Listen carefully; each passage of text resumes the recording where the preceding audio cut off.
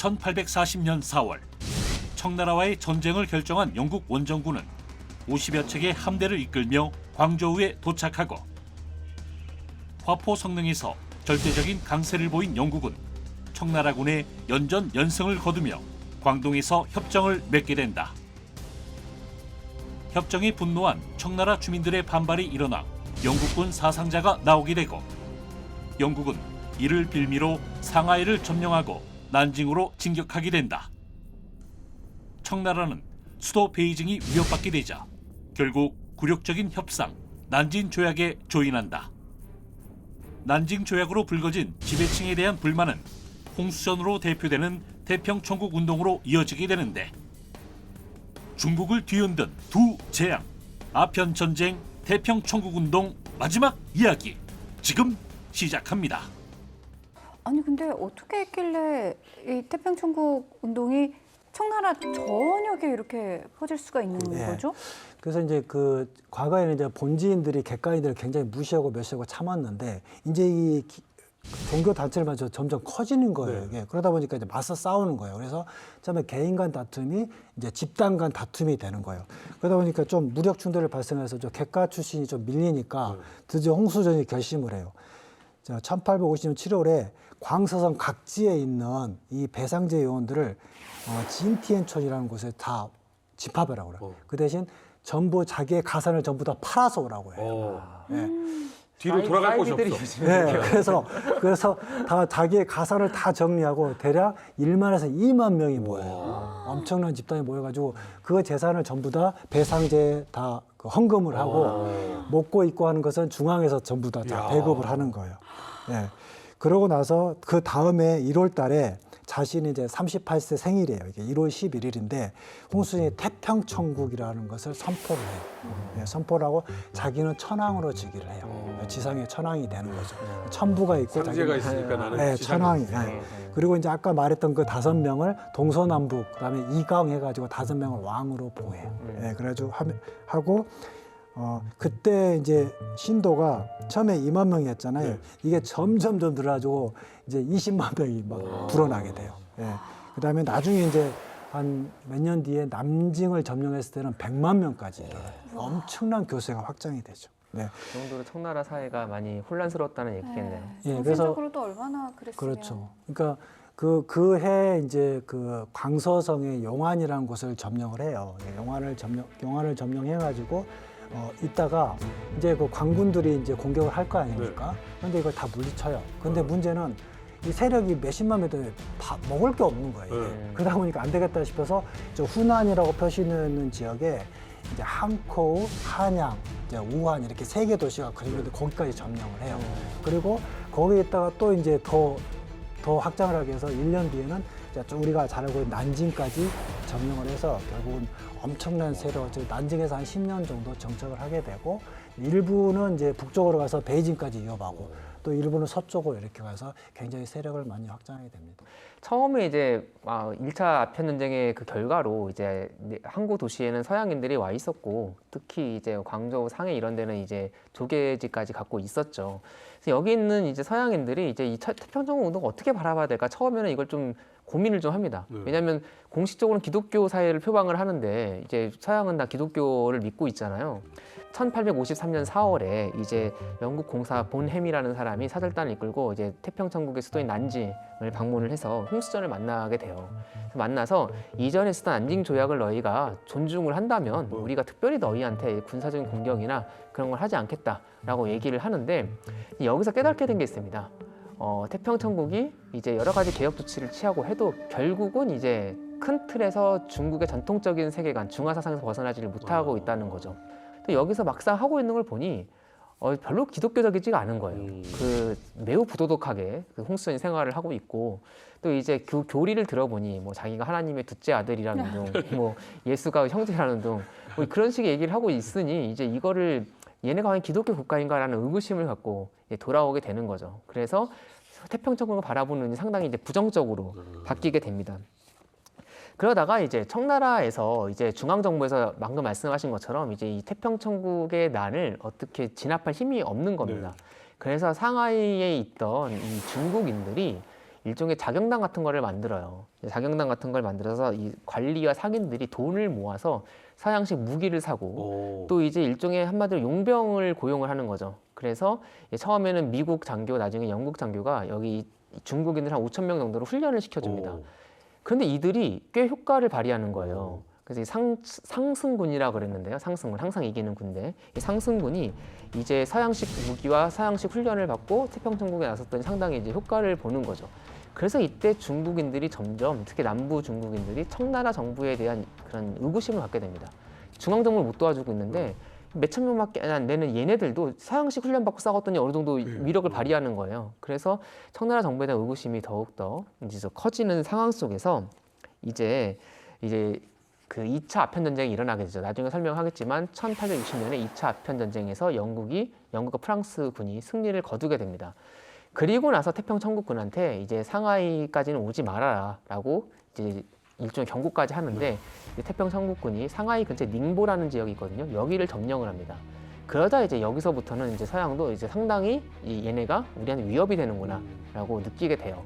그래서 이제 개입을 하게 되는데요. 직접적으로 싸우기보다는 간접적인 군사 지원을 합니다. 예를 들어서 군사 고문단을 파견해주고 그리고 무관을 파견해서 청나라 사람들을 훈련시켜주고 무기를 제공하고 또 용병을 제공을 하죠. 그래서 뭐 대표적인 게 아까 말한 상승군 같은 건데요. 그래서 이들이 이제 청나라가 자기들이 이제 이 상승군의 도움과 그리고 또 청나라에서 그래도 우리나라잖아요. 차마 이제 우리나라가 이렇게까지 혼란스럽고 짓밟히는 걸 볼 수 없어서 이홍장 그리고 자종당이 이끄는 일종의 향군이 이제 일어납니다. 그래서 이들의 도움을 받아서 결국 1864년에 태평천국의 수도였던 천경이라고 불렸던 난징을 점령함으로써 태평천국의 나는 막을 내리게 됩니다. 살짝 힌트가 있었지만 아편 전쟁은 한 번으로 끝나지 않았습니다. 2차까지도 있거든요. 네, 그렇죠. 아니 왜 지금 뭐 힘으로도 절대 청나라가 영국을 이길 수 없고 뭐 조약도 다 맺었고 네. 왜 부시가 되는 거예요? 그렇죠. 이 영국 사람들은 이제 아편 전쟁의 결국 원인은 무역이었잖아요. 네. 그래서 이제 이 정도 조약을 하고 항구도 개항했으니까 이제 영국 사람들은 들떠 있었죠. 엄청나게 무역이 잘 돼서 부자가 될 것이라고 생각했는데 이제 아편 전쟁에서 남진 조약 체결한 한 1년 정도는 반짝 이렇게 무역이 잘 됐어요. 그래도 옛날보다는 올라갔는데 이게 진전이 없는 거예요. 오히려 중국산 물건이 또 이렇게 더 수입이 더 되는 거고. 그래서 이제 왜 부진했을까 이렇게 보니까 이제 중국은 자급자족 사회였던 거예요. 네. 그래서 이거 무역 밖에 외부 무역항만 개항을 해가지고 이렇게 무역이 안 되는 거야. 중국 사람들이 내지에도 많이 있잖아. 내지 깊숙이 들어가겠다를 원하는 거예요. 그래서 다시 조약을 개정해서 내지로 들어가서 무역을 할 수 있도록 이렇게 요청을 해서 조약을 개정하고 싶어 했어요. 네. 그리고 이제 지금 그 난징 상하이까지 멈춰 있잖아요. 네. 북쪽도 사람들이 많잖아요. 그렇죠. 그래서 텐진 항구도 개방시켜 달라, 개항시켜 달라 이렇게 또 요구를 이제 원했던 것이죠. 그런 와중에 1850년 10월 8일 에로우 사건이라는 게 발생해요. 이게 뭐냐면 이 주장 앞에 정박해 있던 에로우에 중국 간원이 올라가서 중국인들 해적도 실제로 있었어요. 중국인 숙면 12명을 체포를 해요. 해적이라고 체포했는데 이 에로우에는 중국인 소유예요. 그 선원도 중국인이에요. 그런데 선장만 영국인이에요. 그리고 그전에 홍콩에 선적이 돼 있어요. 그러니까 약간 이제 영국 반반이씩 그렇죠, 되는 거죠. 그런데 그래서 체포를 하니까 영국 쪽에서는 야 이거 선적이 홍콩에서 영국 측 배야. 너희들이 무단으로 와서 영국 관원이 체포를 해. 그리고 그 과정에 있어서 감히 영국 국기, 대영 제국의 국기를 강제로 내려? 이거는 묵과할 수 없다. 빨리 선원들을 다시 보내고 사과하고 이렇게 말을 하라고 그러죠. 그래서 이제 중국 측 입장에서는 한번 1차 합의전에 당했잖아요. 네. 그래서 안 되겠다 해서 그들을 간원들을 시켜서 그 체포했던 사람들을 돌려보내요. 바로 돌려보냈어요. 바로 돌려보내요. 보내는데 문제는 영국이 봤을 때 보냈던 관원이 너무 하급 관료라는 걸로 접수를 안 해버리는 거예요. 치사하게 정말. 어차피 싸우고 싶었어요. 네. 그냥 싸우자고 해. 네. 그리고 접수를 안 하고 직급이 낮다고 접수를 안 하고 심지어는 이게 나중에 이제 보면은 영국 관원이 이제 국기가 근데 이제 계약 기간이 지났잖아요. 네. 그러면 영국 국기가 달려 있을 리 없다. 영국 국기가 달려 있을지라도 중국 관원이 감히 영국 국기를 내렸을 리 없다는 거예요. 그러니까 날조됐다는 거예요. 어쨌거나 그 트집을 잡고 바로 그 10월 23일 날 영국 군함 세척으로 광주를 바로 공격을 해버렸어요. 영국이 상당히 이제 중국의 재미를 보고 있고 앞으로 재미를 볼 게 보여요. 이익을 많이 볼 게 보인단 말이죠. 프랑스도 끼어들고 싶었어요. 어떻게 끼어들지 하고 있는데 광서성에서 이제 가톨릭 신부가 프랑스가 파견한 가톨릭 선교사가 살해를 당하는 일이 일어납니다. 그래서 뭐 난리가 나죠. 어떻게 이런 천일공노한 짓이 하면서 이제 프랑스도 끼어들게 됩니다. 그리고 이제 이유는 비슷하죠. 결국 궁극적인 이유는 똑같은데 하나의 사건이 있었던 거죠. 미국과 러시아도 비슷한 동기를 갖고 있었습니다. 다만 러시아와 미국은 이제 좀 멀잖아요.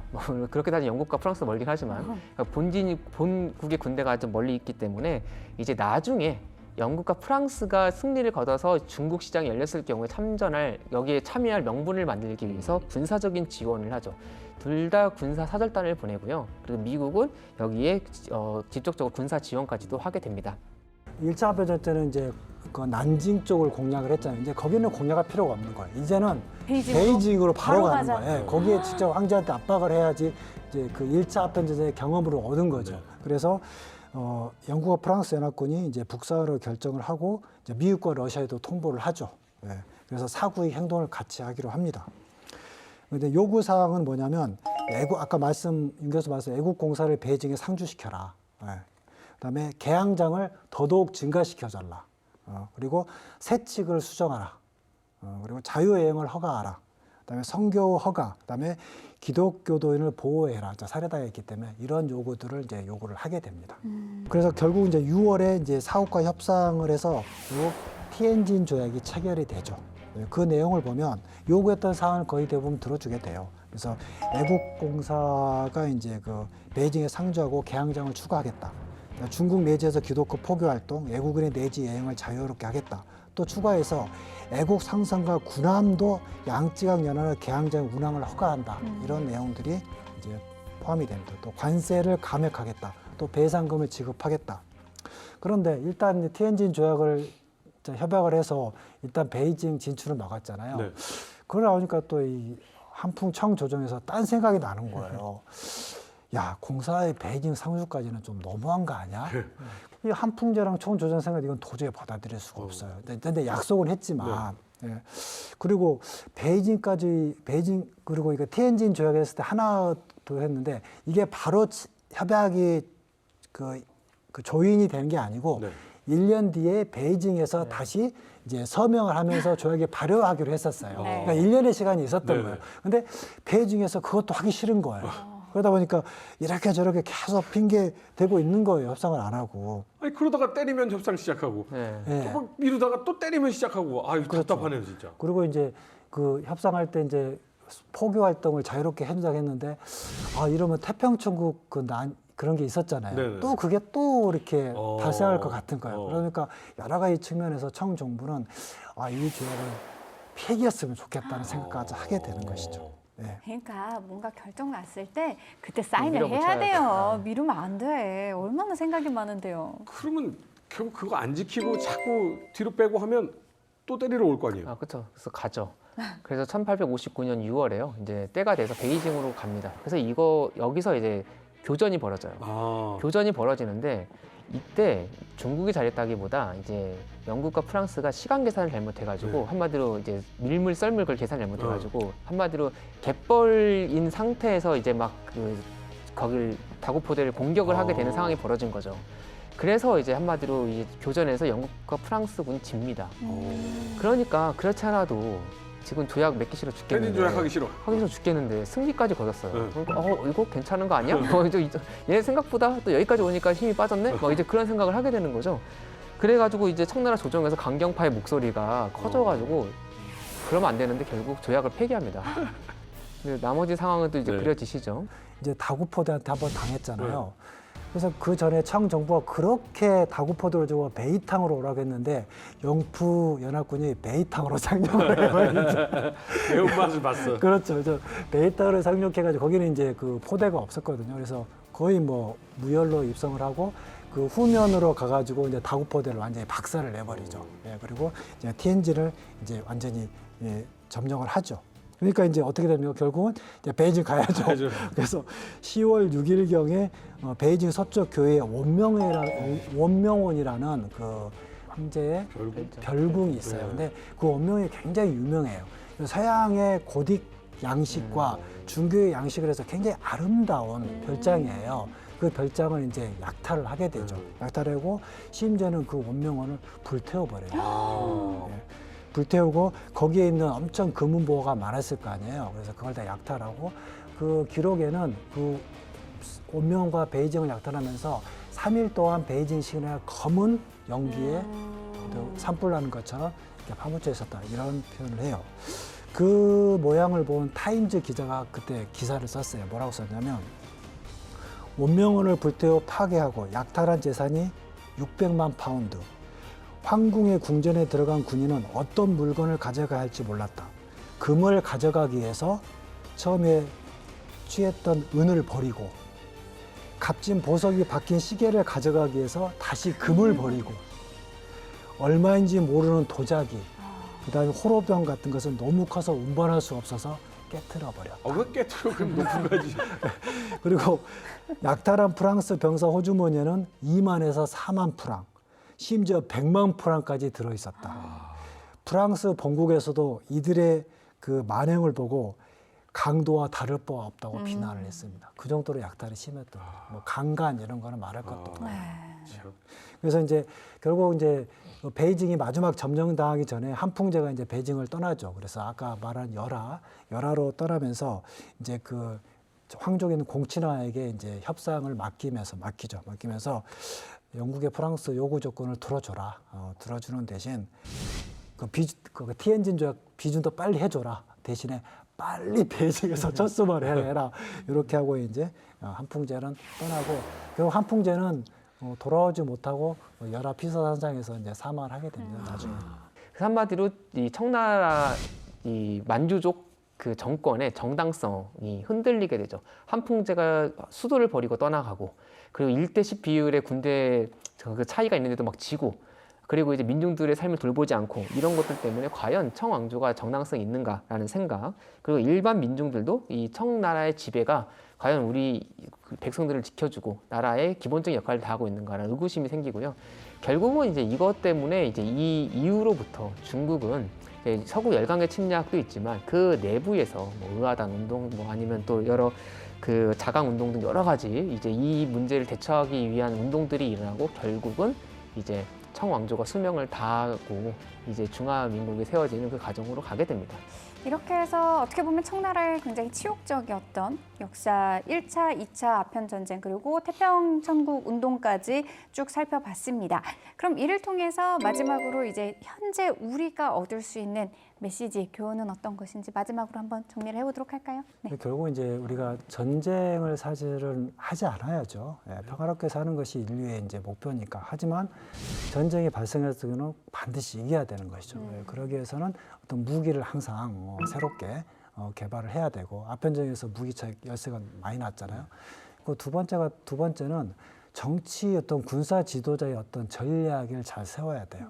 이 청나라 같은 경우는 이게 싸울 것인가 아니면 협상할 것인가 명확히 정해야 되는데 이것도 저것도 아니다 보니까 뭐 이거 밑에 군사 지휘관들은 싸워야 되나 협상을 해야 되나 이렇게 갈팡질팡했다는 것이죠. 세 번째는 어떤 군대의 어떤 자질 문제죠. 그래서 항상 군대 내에서는 교육과 훈련을 시켜서 항상 싸워서 이길 수 있는 준비를 해야 한다고 생각을 합니다. 네, 그 독일의 통일을 이룬 그 재상 비스마르크가 그런 말을 했습니다. 정치가가 선지할 필요는 없다. 근데 신에 그 옷자락에 스쳐갈 때 그거를 잡을 수 있는 기민함은 있어야 된다. 국제질서는 빠르게 변하고 있었죠. 더 이상 조공체제 그리고 중화사상이 작동하지 않았고 자유무역과 또 군사력으로 무장된 제국들이 이제 전 세계를 이제 호령하고 있는 그런 시대였습니다. 그런 흐름을 세계가 변하고 있는 그런 흐름을 캐치하지 못하고 그 흐름을 기회로 만들 수 있는 기민함을 가진 지도자들이 그때는 아쉽게도 중국에도 없었고 우리나라에도 없었습니다. 지금 세계가 많이 급변하고 있죠. 말 그대로 정말 다시 현실 정치적인 다시 국제사회 양육강식의 시대로 접어들고 있고 트럼프 정부가 들어선 다음에 신중상주의로 표방되는 그런 국제질서의 재편이 있습니다. 이럴 때 우리가 과거에서 교훈을 얻어서 이 상황을 보면서 이걸 어떻게 우리한테 유리한 방향으로 이끌 수 있을지 그걸 캐치할 수 있는 기민함을 가진 지도자가 우리나라에 있었으면 좋겠습니다. 과거나 현재나 역사를 배우면 정말 비슷한 부분이 많이 있다라고 네. 느껴집니다. 지금 전 세계는 무역 분쟁, 무역 전쟁 중입니다. 우리가 또 우리 차례를 기다리고 아무것도 하지 않으면 분명 우리는 또 다른 나쁜 결과를 얻게 될 것이고요. 다른 국가들의 어떤 무역 협상하는 태도나 방식이나 전략을 보면 우리도 뭔가 미래를 대비할 수 있지 않을까라는 생각이 듭니다. 2시간 동안 정말 우리 교수님들 덕분에 아편 전쟁에 대해서 그리고 국제 질서가 이렇게 변해가는 거구나라는 것에 대해서 많이 배운 것 같습니다. 정말 감사하다는 말씀 드리고 싶고요. 시청해주신 여러분 감사합니다.